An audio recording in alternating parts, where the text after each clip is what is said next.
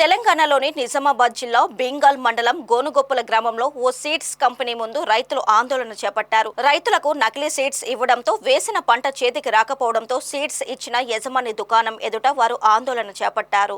ఈ గ్రామంలో సుమారు 50 మంది రైతులు ప్రైవేటు వ్యాపారుల దగ్గర శ్రీరామ, కావేరి వరి కంపెనీల విత్తనాలు కొనుగోలు చేశారు. దీంతో సుమారు 100 ఎకరాల్లో పంట వేశారు.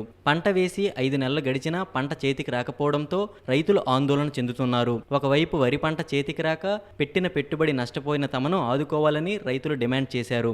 రైతులు నిండా ముంచిన నకిలీ విత్తనాలు ఇచ్చిన సీడ్స్ దుకాణం యజమాని, నకిలీ విత్తనాల కంపెనీపై చర్యలు తీసుకుని న్యాయం చేయాలని రైతులు డిమాండ్ చేశారు.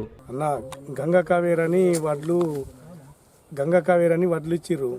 అయితే మేము ఏమన్నామంటే ఫస్ట్ మాకు వాటర్ సోర్స్ తక్కువ ఉంది, మాకు తొందరగా వచ్చే పంట కావాలంటే గంగా కావేరి వస్తాయి, ఇవి తీసుకొని బాగుంటాయి, ఇవి 90-95 రోజుల పంట లాస్ట్ 120 రోజులకు అట్లా వస్తాయి అని చెప్పారు. 120 రోజులకు వస్తే మాకు మరి అవే వడ్లు కావాలని ఎంత సంచి అంటే 650 అక్కడ ఉంది రేటు, ఇంకా వేరే రేటు.